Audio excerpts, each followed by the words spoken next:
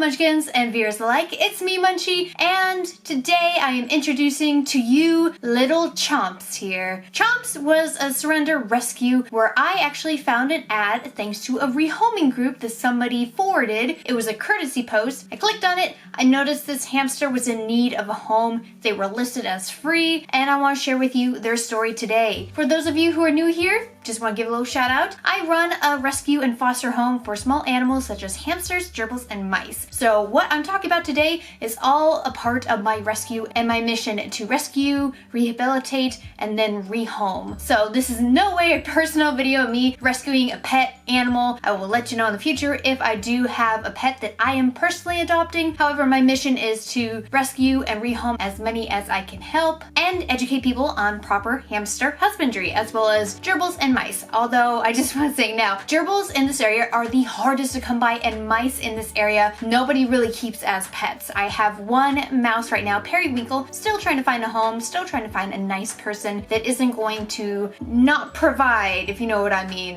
There's been some really iffy inquiries for my poor little mouse, but we are only going to adopt her out to people who absolutely want a pet that they can love and care for and to appreciate. So today's little hammy that got rescued was Chomps, aka Butterball. There was several names upon meeting them when picking up Chomps, but I think we're gonna stick with Chomps. Chomps is nice. Chomps is Chomps, and Chomps is a female. Let me show you her ad. Free hamster 7 months old. Comes with cage which needs new tubing, food, and bedding. As you can see here, the very first picture is a ball, a little exercise ball. Of course, nobody is going to know that it's a free hamster based off of photos if people are looking on Craigslist and all they see are photos. They are trying to look for the animal question. So this could have been passed off as just hamster items or hamster stuff. So that's why I personally like looking further into it to see if there is a hamster attached, especially if you see as the first photos a bunch of cages and or a cage and it has a bunch of bedding and stuff in there. You have to ask the question of, is this just the cage or is this coming with a hamster attached to the ad? But if you look at the second photo, it shows a little hamster, well, not really a little hamster,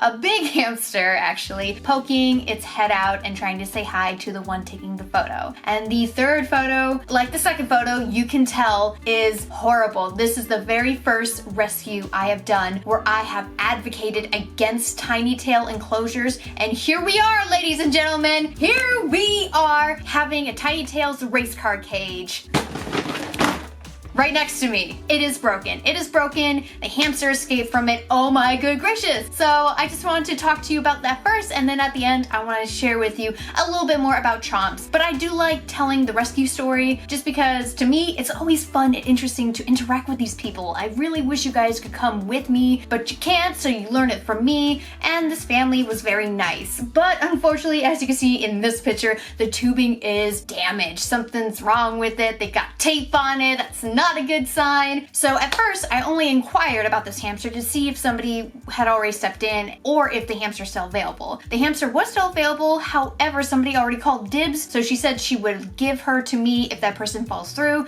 and I think it was like a day and a half later to 2 days she contacted me back saying the hamster's yours, when do you want to meet? And I was trying to ask her some questions at first just because it does say in the ad 7 months old. I wanted to know if the hamster was tame, to see if the hamster was taken out, interacted with. So I asked in the email about temperament and the name. They gave me temperament saying that she was tame and friendly, and then they didn't tell me the name, so I had to discover that upon meeting them, but that's okay because at least they gave me some information, and we met for this hammy. Now when I met the person, I unfortunately had to take a bus home, so technically this is my first rescue intake while also transporting this poor animal on a bus. However, she handled the bus ride like a champ. It's when I started walking a little bit that it kind of got bumpy just because of my steps, but it was a very quick trip just because I had to get from point A to point B and then be able to drive home from there. I was working that day. Sometimes for my rescue it's just kind of conflicting doing surrender intakes and or adoptions. Usually adoptions are scheduled for a specific time like the weekends and or a day that I'm not so busy, but these people were very nice and we tried to make arrangements for after I was done with my job and my work, and so we met in person, and let me just share with you right now what they gave me. me. I had to make the ride on the bus holding this bag here, and another bag that actually had the hammy Chomps in it, just because Chomps was in her own carrier that I brought, just because I did not want to be transporting Chomps like this. This is my biggest tote bag, and unfortunately, I knew that this was going to not be a good idea to leave her in there, so I got that. She came with the Pure Comfort small animal bedding from Oxbow. Have not tried, would like to try, so that's really nice that they actually had kind of a more expensive bedding. Yeah, I'm actually surprised. More expensive, right? That's usually how it goes. If it's better quality, it's more expensive. And then we have the food here. Now this food I don't really like too much, and it's not really a high quality food, but this is it right here. Fortified Diet. It's gourmet recipe hamster and gerbil food. I'm not going to read the nutrition. You guys can look that information up yourself, so we don't spend a bunch of time here. But this is what they gave me. Just looking at it, does it look kind of natural? It looks plain. I guess that's the best word to say. It looks plain and not pleasant. And then finally, let me introduce the cage to you. Unfortunately, we did have a hamster pass on the day I came home from the intake, and she died in my hands. So I actually did not film that day because I was just so devastated. So I filmed, if I get that up or not, a loss video to kind of share with you my grief over losing a hamster. So I haven't taken this cage out of the bag yet. Oh, and this is the water bottle she came with. Let me show you the tubings first, because they told me that these tubes break very easily, and they're sorry that they had to give me these tubes and that I can get more.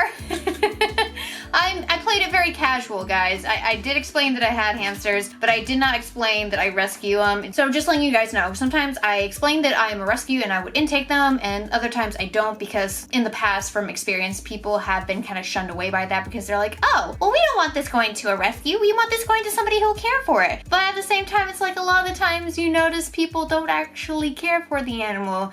And that's why I kind of step in, because I know how to care for them. So some people like that idea, others not so much. So if I feel kind of iffy, I always play it safe by saying I'm a hamster lover, which is true. But I don't mention rescuing, but I do mention that I like to intake and adopt these guys. So that's what they knew. But they gave these to me, saying that I can do whatever I want with them or throw them out because they're broken, but I should probably get more. I'm not going to. Here is the cage itself. Now they said to me that they had, let me turn it around actually, they had the hamster for a couple years, which I think what they meant was they had it from 1 year to another year. The hamster was labeled as 7 months old. However, looking at the hamster, she looks more like she's around 1 year old or older. They probably had her for 7 months. So it's kind of conflicting what they said, but I think I know what they mean. So this is the cage, as you can see here. Aha, they cut it off. Oh, that is so smart. Thank you for cutting it off. They did not use this feature. PetSmart, guess what? Didn't use the feature here. So this cage is supposed to light up. It looks like it was cut off because it's a clean cut. You probably can't see that really tiny one, but this, I demonstrated how people can pull this cage around by the cord if they buy it. But she did use the stickers. As you can see here, it's been decorated with a bunch of stickers, including some other stickers here. I think those are the, what are they? I see a hamster that's dressed. Oh my gosh, I see a gangster hamster. Oh, I have to share with you these. Look at those. Oh my gosh. It's like Pet Shop. I think that's what it's called. Pet Shop. Pets Shop. Oh gosh, I am too old for these kid toys. They do have a hide. Let me take the hide out. And that means that they did at least provide some sort of hiding area. So it's a tiny hide. This is more of a dwarf hide, so it's not really Syrian size. And they did have the wheel, the 6-inch wheel inside still. So unfortunately, Chomps did get kind of big and was probably not using it. She did mention she cleaned the cage out before giving the cage to me. I mean, it's clean to the best it can be. It still feels very grimy when I open it up and touch it. But there is just a tiny layer of bedding here, as you can, I guess, kind of see. I don't want to tip it over since this part's open. But there we go. You can see how much bedding's in there. Not a whole lot, and I did grab a handful, just a handful of bedding to put into the carrier that I carried her in, but it looks like they didn't really provide a lot, especially since why would you provide a lot of bedding when you see these? The bedding pops out of here, so that's why owners don't like it. So I found out that Chomps actually escaped because she pushed up. Is it this one? It's either this one or the other side, but she pushed up so hard on this part here that she escaped, and they found her by the front door when they came home one day. So thankfully Chomps was found. Hearing that a hamster is so powerful that they can literally push the latch open if it was, like, say for example, if it wasn't secured all the way and they just somewhat pushed it out, I mean, your hamster's gone. But that was the only recorded escape, and the reason why they were rehoming Chomps, they told me, was that the 7-year-old lost interest. And I get it. Kids, when given a responsibility by their parents, thinking that the kid will learn responsibility through a pet, that is a very incorrect way to go about ownership of an animal. Who's not to say the kid's gonna be a wonderful pet owner in the future and or a good pet owner to another pet, but the thing is, don't buy pets for kids' responsibility. Please buy a pet for companionship as well as a family pet. Please don't put all of the responsibility on the child to take care of this animal. I don't know if the child was just taking care of it or if the mother was helping out, but unfortunately she did explain to me, since they travel a bunch, that it's just not fair to have a caged animal at home when they go traveling like every couple of months. So that's completely understandable. I totally get it. That's a valid reason to rehome. Not understanding your lifestyle versus the animal that you intook. But then again, research should have been done first, which they probably did or probably didn't. You just don't know. But I'm glad that they were okay to surrender Chomps to me. But the worst part about that was I asked the little girl if she was gonna miss Chomps, and she said, nah. Oh, that made me feel so terrible. I'm like, oh, poor Chomps. But she did also, the little kid explained to me that they're gonna be getting a dog in the future. And whoa, before anybody overreacts, they are a traveling family, so a dog actually makes more sense. They're not trading in for a dog, but they're considering that that might be a better pet in the future. That's okay. I just don't like when people are like, hey, I'm gonna trade you a snake for a tarantula. It's just, no, it's not that, hey, I'm done with this pet, I'm gonna get another pet. It's just they're trying to find an animal that fits their lifestyle. People just want things because it's fun to collect, which is not okay. The collecting aspect is not really the greatest to me, you know? I see snake owners do that a lot, where they start collecting and collecting and collecting, and it becomes a problem. You want to have an animal to take care of it, not to just be like, I liked you for a month, we're gonna trade you up for like a king snake. Yeah, king snake. But that's just my pet peeve of trading pets. But in this case, they were just saying this lifestyle was not for them. But I asked them if they needed any updates on her in the future, you know, how she's doing, and they said no. And I get it. Some surrender pets that I got, some owners were asking for updates, and that's totally fine because they love their little babies, while others just simply want to be done with the animal. And there's nothing you can really do about it. It's just, okay, these people don't want to see updates anymore. They're gone. And then that's it. So Chomps is a very big hammy, but she doesn't weigh that much. If I remember when I weighed her, she was, I think, 157 grams or 167 grams, around there. And she doesn't seem so big, but she does remind me so much of Star. And Star has grown up quite a lot, but Chomps is more of a darker burnt orange and Star is more of a lighter cream orange. They have very similar markings, and it's very common for a golden banded hamster. You find those so often in pet stores. But she was so thankful to be running on her wheel when we got her. So when I went to go and transfer Chomps from the cage to the carrier, the owners had a bit of a surprised reaction when I actually picked her up. But upon bringing her home, I realized maybe I know why they were surprised, and I thought that it was very odd at the time. They probably were not able to hold Chomps as much because Chomps was not comfortable with being picked up. And Chomps did not like to be held. She was very fidgety, just like Star when Star came to us back in November. Yes, we still have Star. Nobody's adopted her yet, and it's so sad. Oh my god, this poor Hammy. Star just didn't want any interaction. She just wanted to do her own thing. That is exactly what Chomps is doing. But Chomps is loving the new life here at Munchie's place, and she's gonna be in quarantine for several weeks, and then if all things are good, she will be placed up for adoption. So upon receiving Chomps actually has a rash right above, well, it's not really a rash, it's more of a rug burn. It's a rug burn right above her nose because what she was doing was she was actually chewing so much on these bars here, this side, this side, this side, this side, that unfortunately she was rubbing that area raw. You see that a lot on very stressed hamsters, so unfortunately in this case she was most likely a very restless hamster. Knowing her history of escaping, knowing the history of her size, knowing the history that she's probably been in this cage for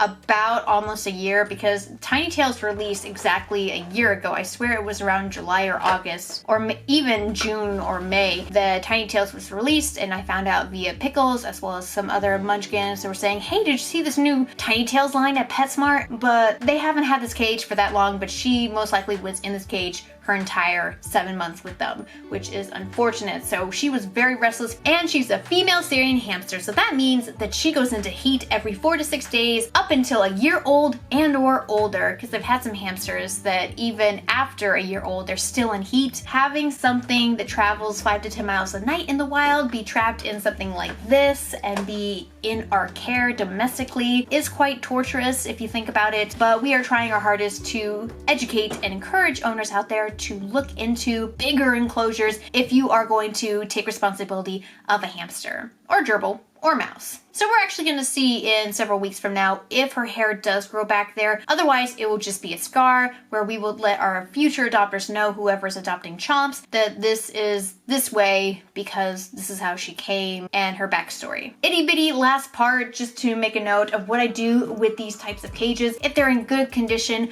I usually keep them for educational purposes, you know, make them all clean and nice. That way I can bring them up in future videos and or just bring them up in photos, educational photos online. And or I donate them to shelters around the area who, when they get an animal surrendered to them, if it's a small animal or a gerbil or a mouse and they don't have a cage for it, these really do help. So that's another thing other than just recycling it. It's made of plastic and metal, so it's completely fine to be put inside your recycling. If you ever see stuff like this in my room or me having them in the background, remember guys, these are the cages that usually the animals come with. So I will be keeping them around. I will be using them as travel carriers, and I recently just moved, and I had to make a note because there was a section back here that had some critter trails that I was just putting aside, and unfortunately some people were trying to make that as a really big reaction. So please guys, don't do that. That is so negative. You guys know what I do. Well, the majority of you know what I do, but please understand why I have them around. It's not a big shock when you're working with so many animals. So thank you for understanding. Thank you guys so much for today's introduction of Chomps and what I typically go through when it comes to surrender intakes. But if you guys would like to see any sort of updates in real time, please check out Instagram, because that's where you'll find all the information about what's going on, who passed away, who got adopted. If you like the video, hit like to show support, comment down below with anything you'd like to say regarding this video, and subscribe if you're new here and would like to become a part of the Munchkin family. So thanks everybody, and I'll see you around in another video. Bye bye!